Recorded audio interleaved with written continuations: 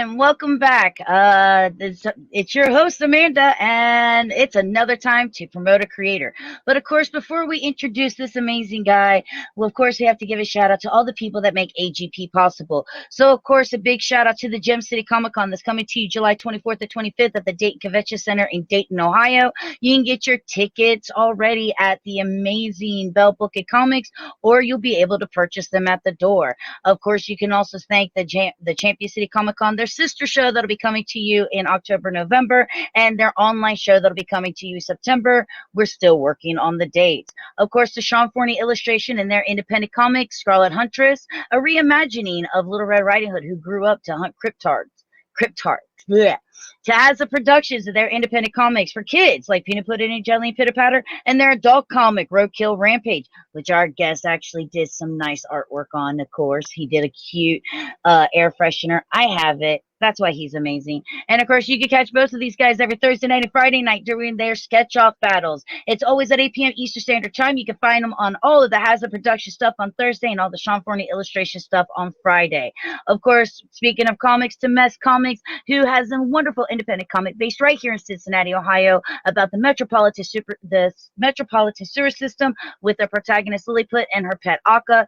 To UVN, the Underground Video Network, covering comics and everything nerdy for the last 20 years.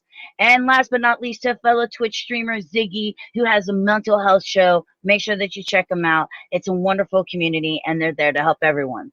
Now, with that being said, let's give a big shout out to the one man who, if you have bacon, you need to hide it, or he will take it. My friend, my buddy, Michael Watson! I don't need people to know that I steal bacon. That makes it harder to take the bacon. Look, I'm trying to save people bacon. Everybody loves bacon. I'm just trying to save their bacon, my friend. My gosh, you have been a busy man. You had your own talk show where you're bringing on artists and you're doing renditions of their artwork. By the way, I do have that air freshener from the Roadkill Rampage Kickstarter that you did. Okay, all right. Dude, that thing was dope. It really was. It was fantastic. Thank you very much. It was a fun one to draw. I don't normally draw like the horror adult type of stuff a whole lot, so getting the opportunity to do that and figure out how to do it was quite interesting. So I enjoyed that piece a lot. What's up, Purple? Good evening, Purple. But no, that was absolutely fabulous. And I love what you've done, taking into the fact that there weren't a lot of conventions during the past year, and really building your brand and getting your name out there, and really taking on, doing the whole streaming thing, and not only using it to promote yourself, but also being able to promote other creators. We're a family. I mean, you know this. Yeah, it was the closest thing I can come up with to bring me back to comic book conventions. I was sitting here thinking like, dude, how can I do something that lets me talk with another creator like I'm sitting next to somebody at a convention table and still do art? And that's what I came up with. And I get to sit here and geek out on this show, draw really awesome characters that I for a lot of the episodes, because we're like almost on 150 of characters I'm just meeting for the first time, and getting to find out about these characters, meet these creators, and find out how they came up with their stuff, their process. It's all been very, very fun. And you know what? You did a phenomenal job. I mean, not as good as me, but Absolutely. No, you're right. I mean, I got 10 years experience on this. I feel it. Absolutely. But first, I want to thank you so much for reaching out and wanting to do my show. We've been friends for quite a long time, and our relationship is just literally a banter between each other. Or watching you, Ren and Victor, run to the hills as some woman's trying to chase you guys down, which was absolutely hilarious.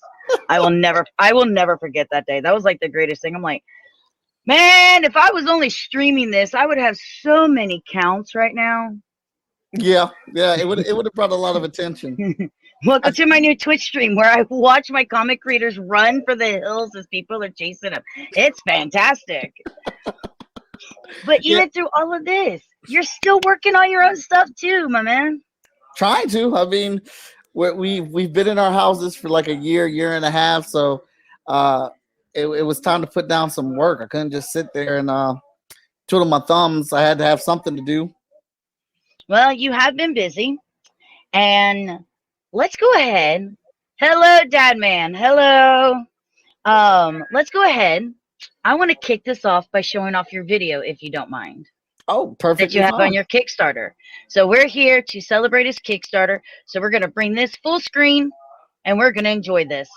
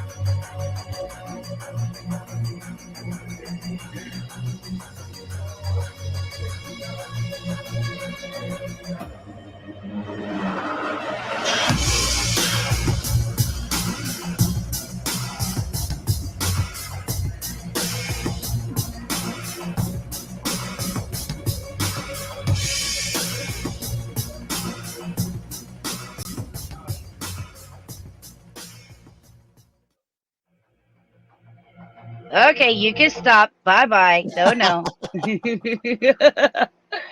But okay, best comment, my mom. Yeah. Best comment, my mom. Well, since mommy approves, Yeah. fantastic. I figured if it had the mother approval, it'd be good to go with a lot of people. Yes, here we go. That's right. The podcast has started. Way to go. Yeah, that's it. That's it, bro. That's it. Oh, yeah, my father-in-law is super excited for it. I can hear.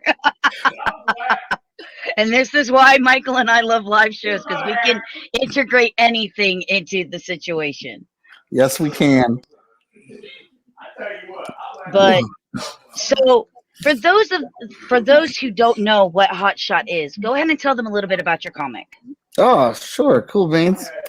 So Hotshot is a comic book about a young man in college. He's trying to prove to his girlfriend he's not cheating on her without revealing he's a superhero, while not getting kicked out of college because he's never there because he's a superhero. Right now, we have 10 issues out, and our Kickstarter right now is going to put those books together in 2 fantastic trades. We also have an issue 0 that we relettered, and we're actually adding actual words to this one because it was a silent issue. We're adding that on as a bonus. But we had a ton of prizes right there. Hotshot Volume 1 collects issues 1 through 4, and Volume 2 collects issues 5, 6, 7, and 8, with 0 and 9 being able to be added on to them so you can get the whole Hotshot series. But we're also offering the entirety of the Freestyle Komics library, which is a total of 19 comic books in one connected universe. And trust me, guys, when I say that this is a great comic, I'm not just saying this because Mike's a good friend of mine, but I really love the dynamic, the fact that he actually takes real world scenarios and puts them into his comic. And Michael is a little bit of a nerd, just a little bit. Just a little bit. Just a little bit. But no, I think it's phenomenal. Not only is it a great read, beautiful artwork, but you know, you can see the heart and soul that you put into it. It's one of the reasons why I love going more independent comics than, you know, always sticking to the mainstream comics. Not that I have a problem with mainstream comics, but I think there's more heart and soul into these comics here because people are telling their stories. I mean, let's go back to the top here real quickly. It straight up says, his name is Hotshot. When Mike Watson, where did you ever come up with that name? I don't know. I had to pine over that for a long time. Like, what did I want to call this guy? I went through several names like Richard, Damien, you know, John, but then that Mike Watson just kind of, all right, I'm gonna stop BSing. It's me. I want to be a superhero. So My God, no! I never would have figured it out. Oh my God. Oh my God. No spoiler, but you know, I've always wanted to be a superhero. So sometimes the best stories are to write about what you know about your experiences and things like that. And you're right, some of the story that takes place in Hotshot is based off of things that happened to me in college. And I know a lot of people they put a lot of themselves into their characters, but I'm going to give you props for the fact that you name the character. You're like, no, this is my story. If I was a superhero, because I've always wanted to be a superhero since I was itty bitty, and now I'm a superhero. Screw it. I mean, that's exactly what it is. The moment I saw that, I was like, oh, no, he didn't. That's my boy right there. And you know what? I ain't mad at you because I would have done the same thing. Think about it. When you imagine when you're a kid, you're not imagining you're Peter Parker. You're imagining you're Peter Parker, but it's you, not Peter Parker. You imagine yourself as that. Exactly, because like Peter Parker is supposed to be the every person. You're seeing things through Peter's eyes. And I think it's really, again, fantastic artwork. Wonderful stories, and I love the fact that you put the comedy in here like this. You might hear that. I really can't talk right now. I'm late for class. When actually you're suiting up and getting ready to go deal with the drama that's going on. These are the things that we as people would actually have to do, and it gives that marvelous vibe of the old days where the characters were based on reality. Mm-hmm. Yeah. So I wanted people to get attached to the books, and I really had to look at, like, why do I like comic books? Why do I like Spider-Man? Why am I into Invincible and stuff like that? And it's because there are relatable things happening in these stories that I can attach to, that I've experienced, I've been through. I've paid rent late. I've had the electric cut off. I was late to class. I have received bad grades in school. These are all things that are relatable, things that I've experienced. So when we tell this story, I am hoping these are other things that people can relate to as well. So it gets you more invested in the character. Whether you hate them or you love them, in some extent, it keeps you invested. Exactly. And like I said, you have a way of, because not only are you a writer, but you're an artist too. So you understand the collaboration within your comics, that the art has to complement the writing just as much as the writing has to complement the art. Yeah. Yeah, And, that's... No, I'm sorry. Go ahead. I was going to say, a lot of people seem to forget that you actually have to have that connection, whether you're the writer and artist, or if you're working with another artist, there has to be a connection. You need to make sure that both of those meld together, because if they don't, all you got is a mess on your hands. Yeah. Victor and I complement each other very well. Victor wrote the first 6 issues of Hotshot, and we went on one kind of adventure together, with him writing it and me doing the art and bouncing ideas back off of each other. Like it got to the point to where kind of like Victor and I could kind of tell where we were going with things, and like Victor started like not just writing the story, but then he was starting to write the story specifically for me as an artist and what my skill set was. And as he was writing, I was picking up on certain little nuances that I could do with the art that would complement his story even more. So it's definitely a hand-in-hand thing. At Freestyle Komics, Danny Cooper, who is the editor-in-chief there, we spend a lot of time nitpicking over the artist, and it's not about being the dopest artist. It's about who can carry the story of the characters, and can have a certain look for the art that we're looking for that complements all body types, all types of people, because we want that stuff to be convincing in our heroic world as well. Oh yeah, very much so. Of course, my question is why'd you get a nobody like Victor Dandridge to work on this? Because Victor was the only one that pushed and persevered to want to know more about the comic book. A lot of people asked about it, or what I was drawing or whatnot, but Victor really took an interest in it, and you asked Victor, he plotted this whole thing to steal Hotshot from me so he could write it. You know what? That sounds like him. I've heard some shady things about that boy. If you're listening, we're watching you, Victor. We're watching you. Well, Victor is potentially the nicest thief ever, because in this process of what he claims of stealing Hotshot, he wrote 6 issues and then gave it to me and said, "This is how I think it should go. I'm trying to show you how to write." And I was like, well, damn all that, damn all the teaching that you're trying to do here. This is your application, buddy. This is your application. This is your resume. This is your references. You're writing the book. And while I'm all cheering for joy, Victor's rubbing his hands together, plan complete. He's in there. And guys, when we say that when we're making fun of Victor, it's because Victor has been a supporter of both of us.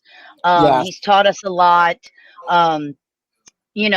He's the self-proclaimed hardest working man in comics. He is. Shout out to Victor, and the hardest working stuff is really paying off for him. So he'll be making some announcements soon. So shout out to him. I know.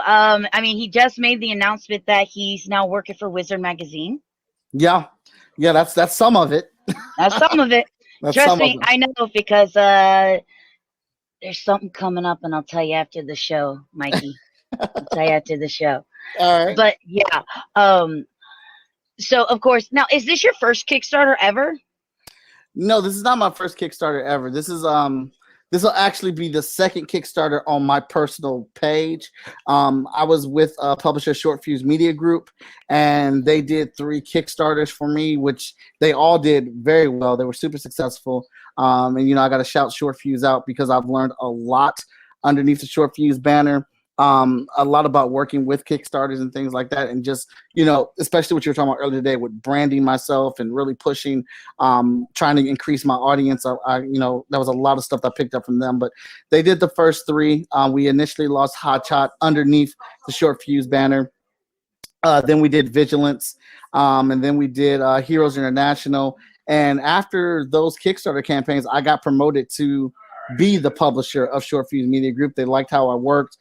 They liked my energy and what I was bringing to the table and how I work comic book conventions. So they made me the publisher, while the previous publisher stepped back into the managerial role of doing like the behind the scenes stuff and freed them up to work on more things. But this will be my first Kickstarter solo with just Freestyle Komics and Danny Cooper, when it's just us as a banner. So very happy with the results so far. I hope we can continue the success. Yes. And by the way, congratulations on that. Getting promoted to that publishing role with Short Fuse. I think you had like just under 30 titles for the publishing house. And you even started going to high schools and even the Ohio State University speaking about all of this stuff. Yes, I did. So congratulations on that. Mad props to you, my friend. Appreciate it very much. If only we could try to teach you how to fill out your Gem City Comic-Con stuff. Look, so I don't have to come over to your table in front of all your fans and all the people in about your stuff and embarrass you like a 3-year-old having to yell at you. Look, I actually filled out my application and stuff this year, and then the pandemic happened. I actually prepped. But that was, I swear to God, the look on your face. Now you listen here. Wham! Oh my God, Amanda's angry at me. Oh my God. I was like, what happened? She's never mad. We're always laughing. It was the funniest thing. You're just like, yes, ma'am. Here you go, ma'am. I just didn't know what to do with it. And watching Red and Victor to the left of me dying was the greatest thing ever. I swear, the 3 of you are like the 3 amigos. You guys are incredible. You guys really are. And you make shows so much fun. Watching the 3 of you collaborate with each other and making such phenomenal pieces of whether it's art or comics. Just thanks. Not only for being great friends, but for making great entertainment for people. Thank you so much. We really appreciate that. I know if Victor was watching or Ren was watching, they would really appreciate that as well. We've just always had this thing whenever we go to comic book conventions. We all want to make money. Everybody wants to make money at a show. You pay for a table, you pay for a hotel, you gotta eat and have gas that weekend to get back and forth. But we felt like our number one priority was to have a good time, to have fun.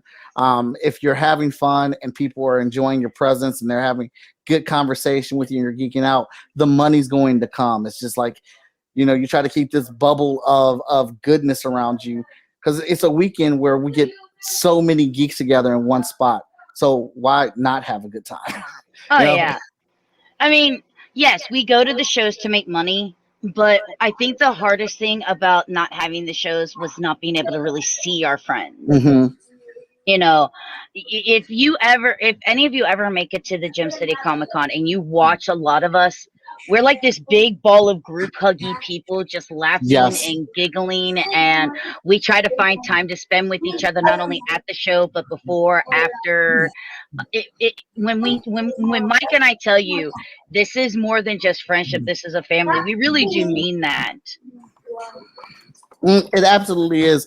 The terminology of con family instantly happens after you spend, like, if you just meet somebody at a show for the first time, and let's just say I got a new neighbor. First time I ever met him, we hit it off. We have a good time. We're helping each other. Like, when that person goes to the restroom, I'm covering their table. When I need to go get something, they're covering my table. We're laughing in between sales. We're helping close deals for each other. That is the That is the integration into con family. And at that point, you are a part of it moving forward. Oh yeah. I mean, how many of us have each other's phone numbers? We know how to get a hold of each other no matter what. We're always there. It's absolutely amazing. You could actually just ask. You don't have to actually type it. They can hear you.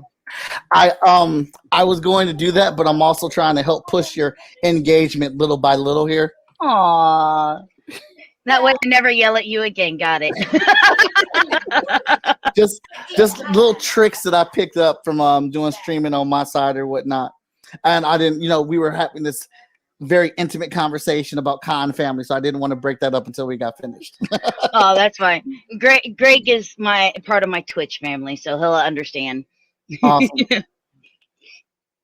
Of course, delivery wise, because I actually do have a lot of people who watch that are overseas. Do you deliver just to the United States or everywhere? Most of the rewards are going all over the world. There's certain ones where I know if somebody gets them, it's too big of a package for me to ship elsewhere. So I'm just keeping it US, but most of the rewards will go worldwide. Okay, good. And the only reason I bring this up is because now that we've really embraced this digital era of doing all these podcasts and promoting stuff digitally, because we haven't been able to be out and about, a lot of people forget that now we have connections to people across the pond. Mm-hmm. So it's always something that you should always bring up, because you never know.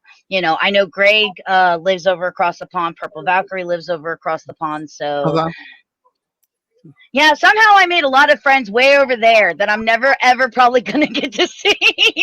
Well, you never know. This streaming podcast generation is very reflective of video games. When online video game play was really getting started and really, found its own footing, there were people who became family virtually through games, and they would set up their first meet at a comic book convention, and it'd be the first time they'd ever met each other. And those are some of the closest friends that they have ever met. So I wouldn't say never. It could happen. That is true. That is true. For once, I will say you're right. But no, fantastic. Hold on, I sure will. From you talk makes me more interested. Need more independent creators do stuff like this. Congratulations! Aww. Thank you very much. I streamed yesterday. No, not yesterday. I hung out with my wife and watched TV yesterday. The day before, I streamed yesterday. I was just working on one of the Hotshot pages. And then people started asking me questions, and I was answering the questions about that. And this Twitch audience, like you said, it comes from everywhere. It was people that have never been in my stream before, but wanted to know what the art was, what characters, what I was drawing, like where were they from and stuff like that. So the reach of this virtual reality, this virtual reach is ridiculous. Sometimes people don't realize how far it goes. It goes far and beyond.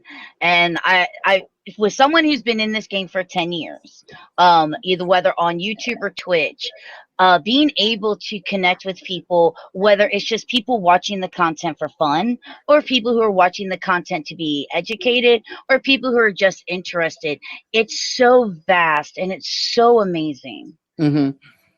Yeah, because I was getting art questions about what program I was using, what apps was I using or whatever to draw and things like that. People were asking me about brushes. So you never know what your reach or your demographic really is until you get out there and you just start doing stuff.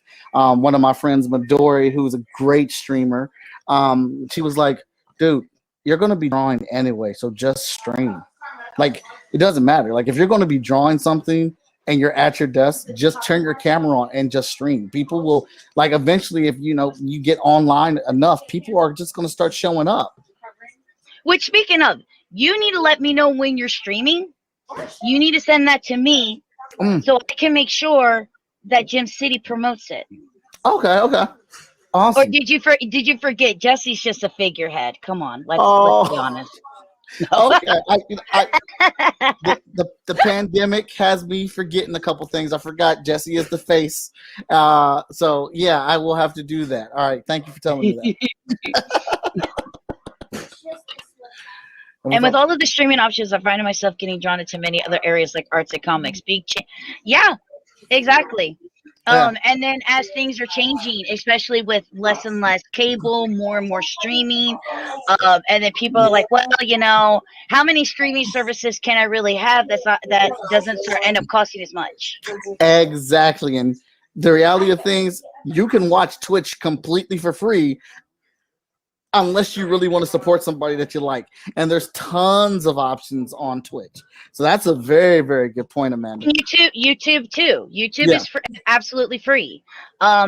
With Twitch, though, Twitch has one ability that if you do have an Amazon Prime account and there's somebody on there that you want to support, but you don't think you can monthly afford the $5 that it is, use your Amazon Prime account if you haven't used it already. Your Amazon Prime, if you link it to your Twitch account, actually allows you to subscribe to one Twitch streamer every month absolutely free, and the Twitch streamer still gets paid for it and doesn't cost you anything else.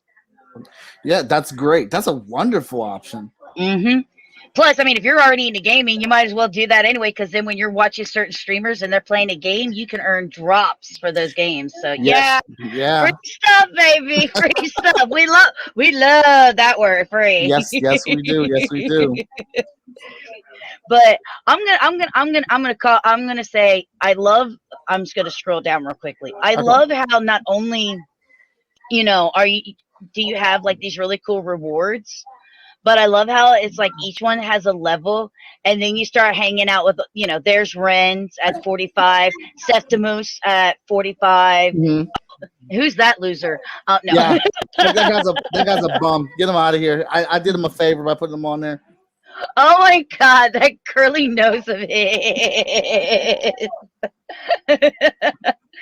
Seth Hill, Ryan Robinson, and then the Collector's Feast. I think that's really cool that, not only are you shouting out the people for helping you with the comic, but you're giving them a second shout out with these levels that you have.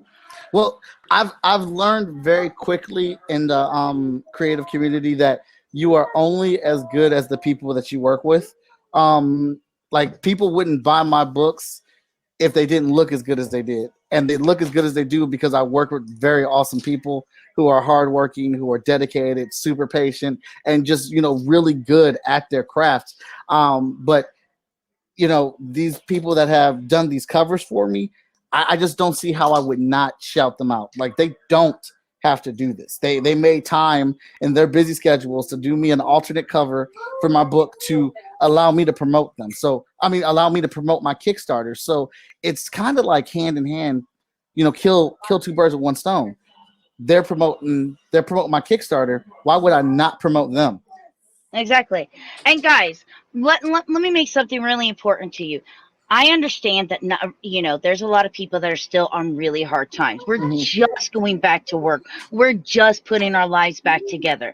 So we understand if you can't back this project at this particular time.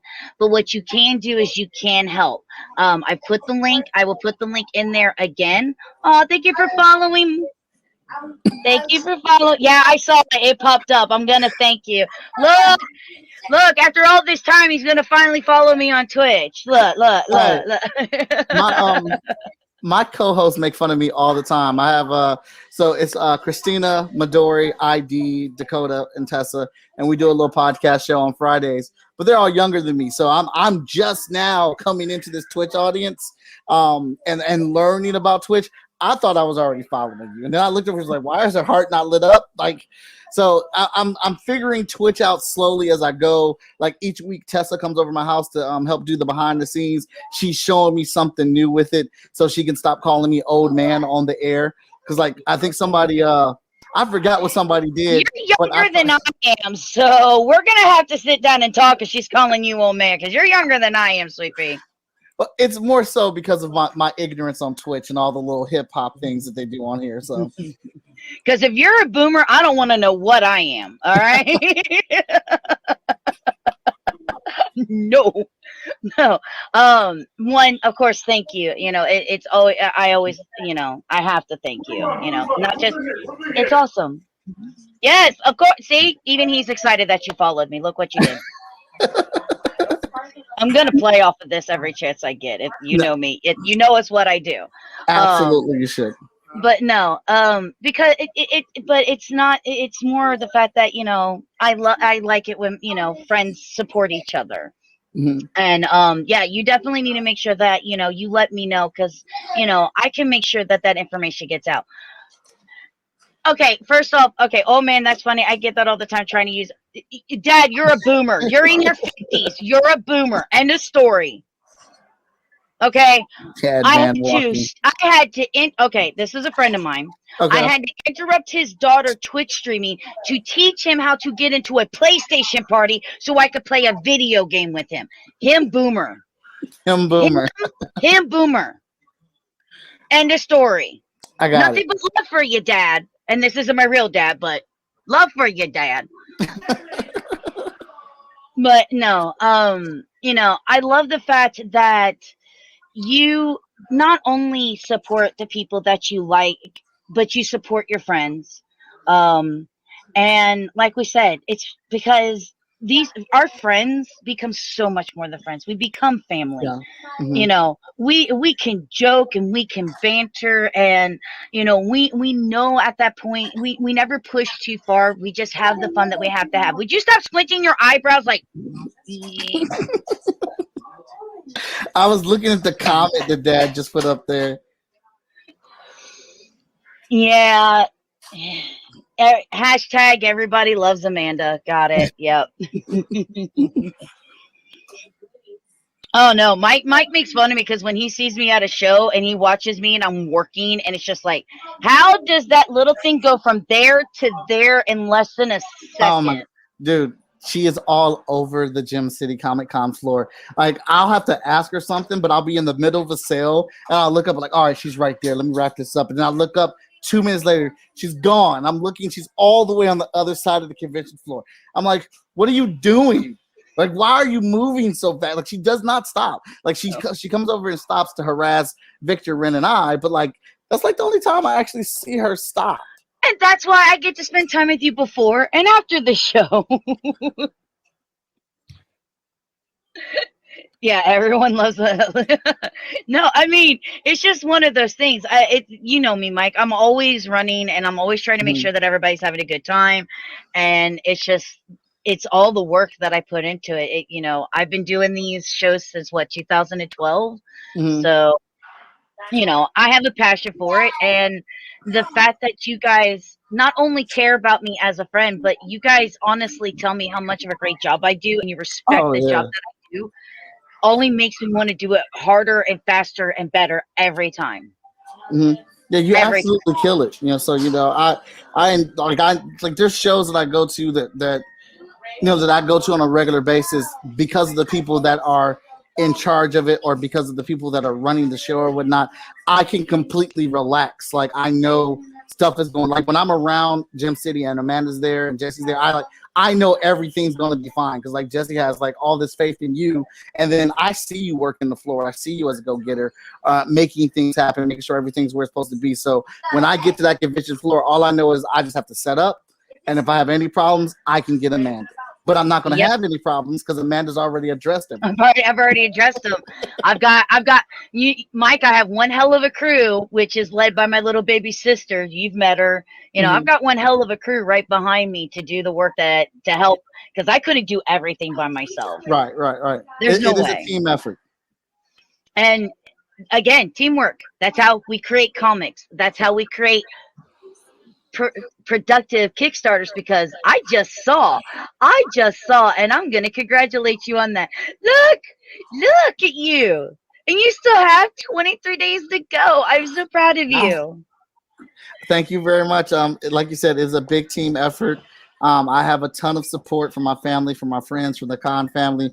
I can't thank people enough. Like, I knew we were going to hit 6,000. I just did not know we were going to hit it in 42 hours. Like, I was like probably like the 42 third. hours? Holy shit, dude.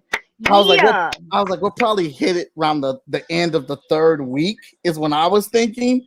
But man, once I launched that thing and I put it out there, everybody was sharing, everybody was talking about it, and we hit goal in 42 hours. And that's why I say, if you can't support it by money wise, being able to back it, share it out to your friends, share it out to people that you know, any social media link that you do, that is also support, and that's also caring about the product, because we understand as creators, money could be tight. Even if there wasn't a pandemic, money can be tight, period. And so sharing that information to get to people who may not have never heard of it, this could be an experience that they want to see. This comic gives a lot of, you know, there's an opportunity here. Not only do you get a great superhero story, but you get a good human story, and you get to see people and situations that remind you of like the good old golden and silver age of comics, coming into a modern era where it was about the character and not just, I'm a superhero, watch this, bam. Yeah. Invincible and Spider-Man, you know, when I grew up reading comic books in the 90s, so those are very big influences on me. I'm all about the character, man. I mean, I love story. I love character. I love being taken somewhere. I love getting invested behind a character. I remember when I saw Lord of the Rings, you know, the trailer for Lord of the Rings Part 3. I refused to read the books because I didn't want to be surprised by anything. But when I saw that trailer, I started to cry because I didn't know if Frodo Baggins was going to die or not. When you see that trailer, I was like, they're going to freaking kill Mr. Baggins. He's and gonna I die. cried too, because it had one too many endings and I needed to go pee.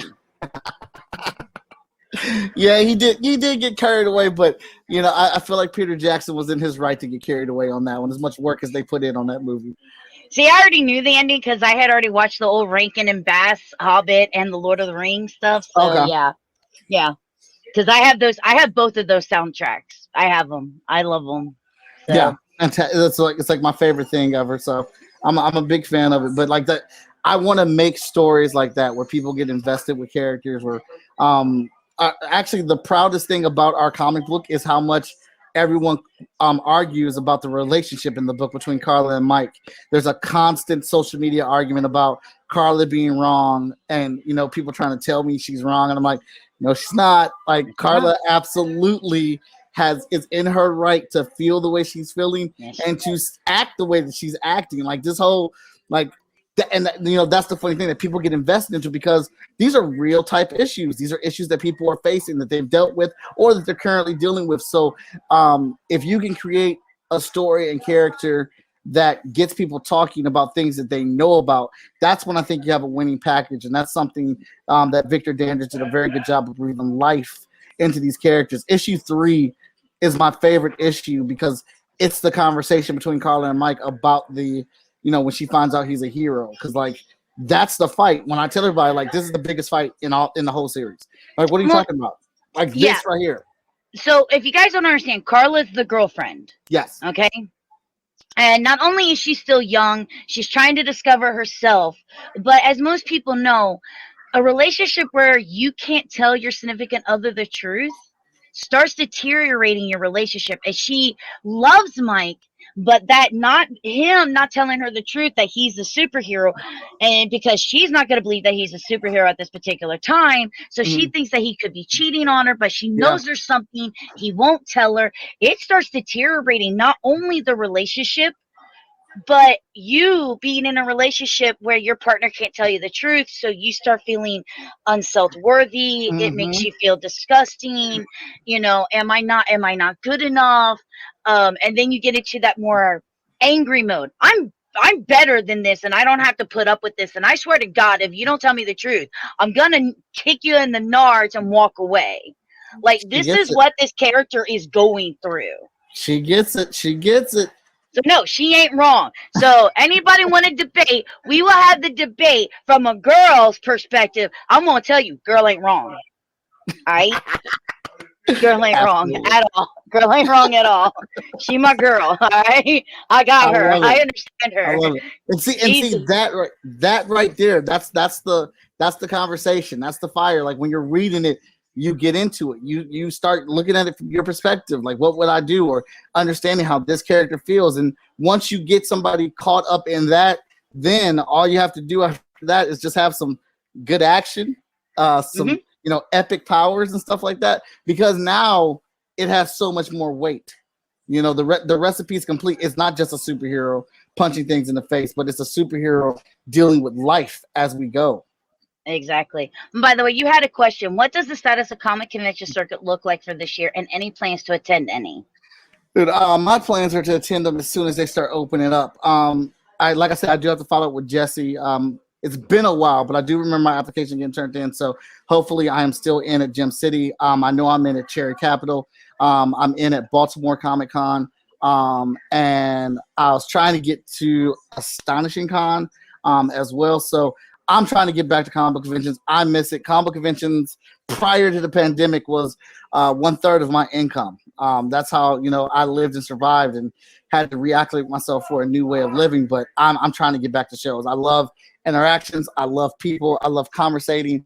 I hate to make this comparison because car salesmen are you're in, greedy, but oh, thank you. All right, awesome. But I love pitching and selling my comic book. I love talking to people about the book, and trying to sway their interest. We have 5 titles out right now, and of course, when people come to my table, my goal is to sell them all the books. But we want to sell all the books, but my goal is to make sure you don't walk away empty-handed. I want you to at least find one comic book at my table that relates to you as a person, which is why I shoot to have so many. So that's always the goal that we go for. I mean, if you get all the books, all the more power to you. But right, the goal is for you to at least find one that you gravitate to. Like, we have a character named Human. His powers are based off the color spectrum, but he has a complete dad bod. He has a gut and everything, but the rest of his legs and his arms are in shape. But he has that beer belly that some dads have or whatnot. Titan. She is a reborn again Titan. She's the Titan of Hope. She is a thicker girl who was made fun of, and her powers are based off confidence. So she's trying to build her confidence up to be the hero that she wants to be, but she has to be strong enough to love herself and how she looks and get past what other people say about her. So we try to tie a lot of grounded reality into our books. Oh, yeah. I think it's actually amazing that you can actually create characters, and you do create an opportunity for everybody to, okay, camera, why are you drunk? You create characters that everybody can see part of themselves in it. Mm-hmm. And I think that is important, because and let me explain it to you guys this way. When he does this, he's not going through and going, okay, so we want to be diverse. Let's check out the check marks. He doesn't check off the boxes. Mm-hmm. He comes up with these characters, and the diversity is natural. It's just the way that the character is. He's not doing it for clout. He's not doing it to make check marks. He's doing it because that's the story he wants to tell. And to me, that's way more important. Telling that story, and the diversity is part of the story. Yeah. Mm-hmm. Because I'm sure you've seen it, especially in current times right now, that people are pushing the diversity, not understanding that if it doesn't come naturally, it just literally sounds like you're screaming, hey, come check out my comic because it's diverse. Instead of, hey, come check out my comic because I have intriguing characters, a great storyline, wonderful art, and something that actually could be seen. Oh, and it just happens to be diverse too. Mm-hmm. Yeah, a lot of people miss the fact, like, I live in Columbus, Ohio. So, like, I've been here since I started going to college in 1999. And I will also openly say my diversity eyes were opened here because I went to school down here. Columbus, Ohio is a melting pot of diversity, of people, of all types of things. So when I'm making my comic book, I'm subconsciously thinking that I need to draw what's in my life. What do I see? What's reflective in it? And where I live and breathe is diversity. It's just, no one person is the same. So I draw that same way in the books. I don't want to just draw and try to include people just to, for the simple fact of including them. I want their story to make sense. You know what I'm saying? We're obviously not trying to do this for a cash grab, but I want to make sure that when we do introduce a character or we have a story that's related to their culture or their gender or anything like that, it's not just oh, hey, we have a gay person now. Go get the book because of this. Like one of our characters, Iron Smith, she is a lesbian. And which I need to go get a consultant for, because we tried to write it in the second issue, where it was a subtlety where she was flirting with another female, and it was supposed to be like this under the radar thing that you would pick up, but it failed. It didn't work. It didn't work at all. So I need some more consultation on that with the writer that we have on the book. I'm not the person to ask because you know me, I'm too forward. So hey, I like you. You want to come over and watch some hentai? Cool, let's do that. Well, like that's my character. Hey, I like you. Let's go have some extracurricular activities. Let's do that. Well, she's definitely not that forward yet. She is a shy person overall. She's just one of these characters that keeps her head down. She does her work. She's really good at her job, and she just got thrust into the leadership role of the team because she's the most experienced person. She's been there the longest out of all the new players that are there. So she's in this role. She's got a lot that she's trying to juggle. And obviously, when we really get into it, I am going to want to talk to somebody that is in that life that knows about it so we can figure out the best way to add it to the story. So, because I could definitely go out there and say that, like, look at what we have in this book. Look at what we have in that book. But, that is surface stuff, Mm-hmm. because then I get somebody to buy the book for that reason, and we have not explored or talked about it to the degree that it deserves. And it's like, well, where's it at? Where's the content at, right? Right. And I appreciate the fact that you want it to feel very natural. Yeah. Because a lot of people, again, like you said, hey, our character's gay, our character's non-binary, our character. Okay, cool. What are their characteristics? What are they going through? They're gay. No, what are their characteristics and what are they going through? What part of that don't you seem to understand? No, this is superficial in my opinion. Exactly. I don't care. I want to know, what are their struggles? What makes them tick? Are they a good person? Are they chaotic neutral, chaotic evil, chaotic good? Give me that input. Okay, create a D&D character for your character for me, and then give me all those stats. Okay, that's the stuff I want to see in a character. I don't care what their race is, what their gender is, what their political stance is, or their religion. That's all superficial in my opinion. I want to know what's going on here in their heart and here in their mind. That's the stuff that makes and defines them as a person. Absolutely. Looks like Dad brought up a question. Yeah, Dad has another question for you. How would you pitch a book to someone who isn't a big fan of casual reading or doesn't have a history with comics? Do it. No. I would, because I do that a lot at comic conventions. I normally just ask you, what type of movies do you like to watch? Once I know what type of movie genre that you like to watch, I would pitch you a book specifically for that genre. But then I would also put it on there like there's not a lot of pressure to read our books on a month-to-month basis because we're indie, so we don't bring our books out on a month-to-month basis. It's something that's brand new, you know what I'm saying? So you can keep up with it. There's not too many comic books where you're overwhelmed. There's not a lot of history and lore of like 80 to 75 years like the two biggest. You can come in here on the tipping room on the beginning floor of this, and you can do it at your pace. But, depending on what type of movies you like or what TV shows you're into, I can normally direct you to one of our books that'll fit that type of genre and get you into it. I like to think of the books nowadays as the streaming services, like a Netflix episode or something you would watch on Amazon Prime, because there's a lot of streaming shows that I watch that I wouldn't normally have jumped into, but because I'm already paying for the streaming service, I'll check it out, if that makes any sense. Oh yeah. By the way, I'm still here. Just my dog. Oh yeah, no problem. She's getting old. Oh, and I do want to point out something about the Carla girl, because I'm gonna say this: if I was Carla, and Mike's best friend Maria was always around, and says she's very confident and extroverted, and she doesn't hold anything back. Yeah. My eyes are on her. Exactly. And people miss that fact that his best friend is a very attractive girl. It's his best friend who, when he's not with Carla, he's always around her, right? Because that's his best friend. Yeah. So like that. Just, let me show you this girl. There she is, right there. That's the best friend. That's the best friend right there, and that's the girlfriend right there. Right. Yeah. Nah, girl. No, you red flagged already. So, Dad, tell me what type of shows or movies you like to watch, and maybe I can pitch you.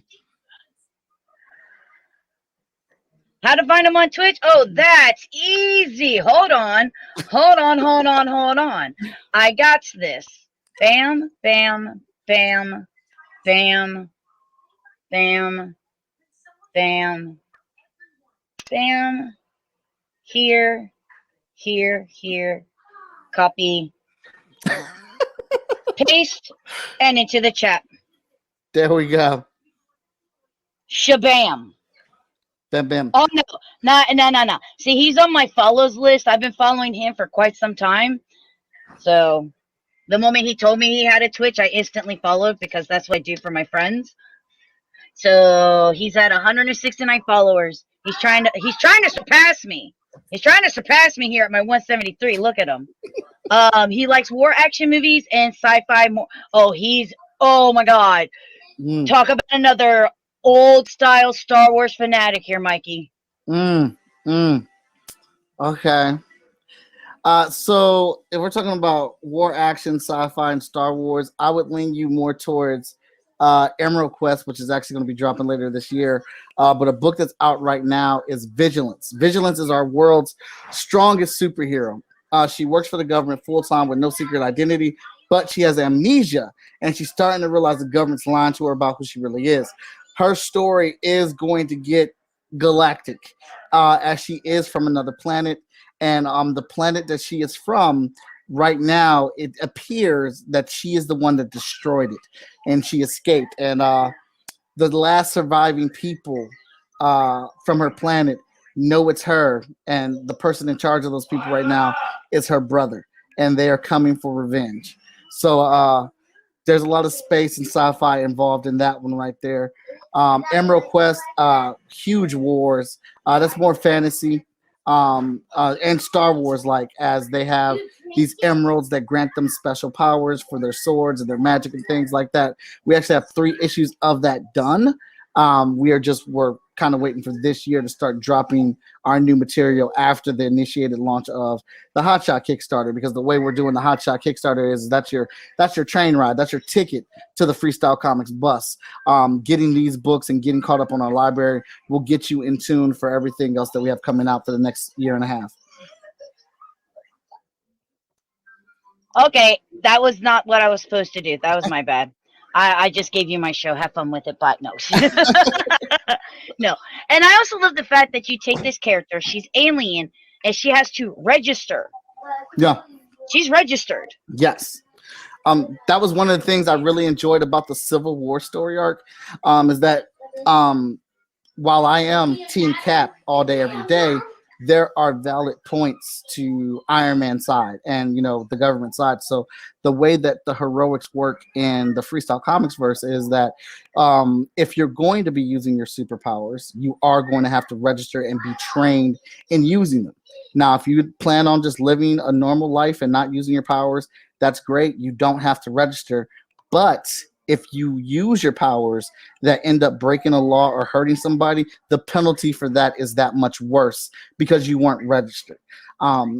So just because you're registered doesn't mean you have to be a hero or something like that, but they do want to train you in the proper use of your power and things like that. And there's other people in our world who have powers who just live a regular life that don't use them or whatnot. But, we do have people who fly under the radar. While I like that idea, and, you've got to, you got to find a way to make it your own at the same time. Right. And it's something that we've seen in comics in the past, from X-Men to we saw in Civil War. It's something that, a lot of people actually have to think about. Yeah. What do we do if superheroes were real? Are we belittling them by making them register, knowing what their powers are? And that was a great argument in the X-Men comics, and I think it brings up a great aspect within your comic as well. It's like, I don't want to register. Why do I have to register just because I was born this way? But dude, you can yell and an entire building's going to fall. There's a problem here, And so seeing those two different stances and seeing who decides to register and who doesn't, and who still wants to live under the radar, is quite an interesting dynamic to read in any situation. Right. Sorry, I got a eyelash in my eye. Ugh. Oh, no. Oh no, here, get it out. Can you get it out for me here? Let me see. Okay, hold on, here you go. But no, I love the fact that not only do each of these characters, they can stand on their own, and some of them have their own comics, but they are still also connected. Because for me, even though a lot of people only really see that when you see like this Marvel Cinematic Universe, but in the independent comics realm, if you start reading a lot of independent comics, a lot of them have created these worlds where even though their characters have their own comics, they intermingle within each comics, and you can see that this creator, Mike, has this huge world creation that he has, and it's always impressive to see it. Thank you. I've just always thought like that if these characters were in the same verse, same city, same state, they would just casually interact.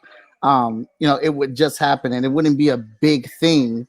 Like, oh my God, this crossover is happening. No, like we're both heroes and we're within range of each other. An interaction is going to happen. Or if a fight's going on for 2 or 3 hours, backup is going to be able to get there within time, like if it's another out-of-state hero or something like that. So we've always been very big on that and being inclusive, and that's kind of what we've dubbed the casual crossover, because you'll see like Hotshot number 10 right now, something happens in there, and an extension of Heroes International is there to help with the cleanup and figure out what's going on, because they're the premier superhero team in the world. So they couldn't get there in time for the action because they were occupied, but they did get there, and so they're there in that book. We don't make an announcement about it. We don't slap a sticker on the cover saying Heroes International crossing over. No, it's just a regular thing. They interact in their books. Right. And again, it's another way to not only build this world, but it allows all the characters to show their individuality, but also when they come together, show compassion to one another and show that there's team building and how to work not only by yourself, but to work with a team. And I think that's very important, because even though every creator out there, and I think this reflects on creators, every creator out there has their own thing that they stand on. Yeah. But as you look deeper, every one of us is connected and becomes a team, whether it's helping promote another creator, having other creators work on your work, having a show that you can go to that everybody's cool and relaxed and knows that they're going to have a good time and hopefully make some money. It's all intertwined. It's comics really are just an expression of life from our point of view, and just taking the things like a convention is literally a world that we built where all of us, the creators, are the superheroes coming together as one to promote the nerdiness that is us. Absolutely. I will agree with that 1,000%. There you go. You can have it. You can use it. Just I just want my money when it comes in, as you use my analogy there. Okay. I got you. No, I think it's fantastic. And, just like, you collaborate with other people to bring out comics, I've collaborated with other people to help with them with content on their show, which and inevitably ends up helping me with my stuff and what I do and gets my stuff recognized. And it's just the way how the world works. Hmm. And it's great to Yeah, be able to smile and connect with people and understand that this connection is a friendship connection. And, especially in the world that we lived in for the last year, where the closest thing I could do to touching you is this. Hi, how you doing? radio. You seen everybody. Yeah, yeah. No, no, I don't want this anymore. I want this. Yeah, It's, yeah. it's just what I want. And again, I'm so grateful to have you as a friend. I was so grateful that you're like, okay, I'm going on Amanda's show. I like being on Amanda's show. You haven't been on my show since season 1, episode 1, since I started doing these on Twitch. I know we've both been like in the barracks. I think right when you did your show, the dang pandemic started, right? It was 2 weeks when it hit, and then I Yeah. started doing it. Yeah. So you haven't been on here for over a year. What's the matter with you? Don't make angry Amanda come out at you. I don't want to make an angry Amanda come out with me. I wear too many hats, as I've been told. So, but I absolutely knew promoting the Kickstarter. You're at the top of the list as a show that I need to visit on the virtual tour. Oh yeah, and I'm always here for you, as a friend and as a promoter, and I've always got your back. You know Which I this. absolutely appreciate, and it's the same over here too. Oh my gosh! By the way, the most gorgeous thing I have seen is that. That's as disturbing as it is. It's still gorgeous. That's one of my favorite pages. That's the opening page of issue 3 of Hotshot. If that doesn't make you want to pick up the book, I don't know what will, man. That it within itself looks like a cover or a poster. Thank you. Our It, colors really did a good job capturing all that, the beat up on there. it's phenomenal, and like I said, you have done some phenomenal work throughout the years, and I'm just pleased to know that you're still pushing out your work. You're still helping other people push out their work. I watch you on Facebook all the time, promoting stuff and being there and supporting everybody else, and we love you. Oh, thank you. You are loved too. I appreciate you very much. I want to thank you for allowing me to come onto your platform and hang out with you and your guests. That I appreciate that very much. So. You always have a home here. Of course, before I'm going to let you go, of course, tell them one more time why they should go ahead and back this Kickstarter. Oh, so you absolutely should back this Kickstarter if you're looking for a new comic book to jump into that's 10 issues deep, with a hero who is an everyday person just like you and me, trying to survive the realities of life while punching big scary things in the face and hopefully winning the girl back. This is the book for you. And not only does this book open up the world of Freestyle Komics, but it takes you on a journey that I personally am attached to and enjoy. There are a total of 19 books in the FSK verse. We have 8 more books in the hole ready to go. Once we complete this Kickstarter and deliver on this Kickstarter, about a month later, we're going to be jumping into our next one, which is Emerald Quest #1. So the next 2 issues of Hotshot are done as well. So we just got a lot to, and I'm not trying to knock anybody else, but I know with being an indie, making books yourself, the book titles, they're far and few in between because it's so hard for us to get the funds up, to get these things together because a lot of us are working day jobs and this is our night job. The thing with jumping in with Freestyle Komics right now, there's 19 comic books available right now. So you can jump into this at your leisure. Get the trade, get a variant cover or whatnot. Have a good time with this. I guarantee you, you get that first trade volume, you're going to want to read the rest of this book immediately. I don't do a lot of guarantees, but I guarantee you on that. 2 thumbs up from here. 2 thumbs up right here. Thank No, you. guys, seriously. Check out his comics. Check out Freestyle Komics. Check out all the stuff that Mike's been working on. You can find him over on Facebook. under what was it? I believe Facebook should be 5K watts. Yep. Uh, and then of course you can find him over on Instagram over at Most Epic Art, which is also his tag for Twitch. There's the Facebook link right there, 5K watts. Mm-hmm. This is the itty bitty short link to the Kickstarter, and of course you can click on the link in the chat. It'll take you straight to the Kickstarter. Go, and like I said, if you can't support it with the money, support it with your social media. Click, if you go to it at the very top, it actually gives you the link right here on Facebook and a link right here on Twitter. Go ahead, click on those and go, hey guys, check out this amazing comic from Mike Watson. The love of sharing it is greatly appreciated. And of course, as always, we thank Mike for coming by. We love you very much. A big shout out to everybody in the chat for showing love and stopping by and learning more about Mike and his Kickstarter and all the other stuff that he's doing. And of course, thank you to all our followers, subscribers, and everybody that makes AGP possible. On that note, we thank you guys. You are all amazing. And we'll see you all on the next one. Say bye.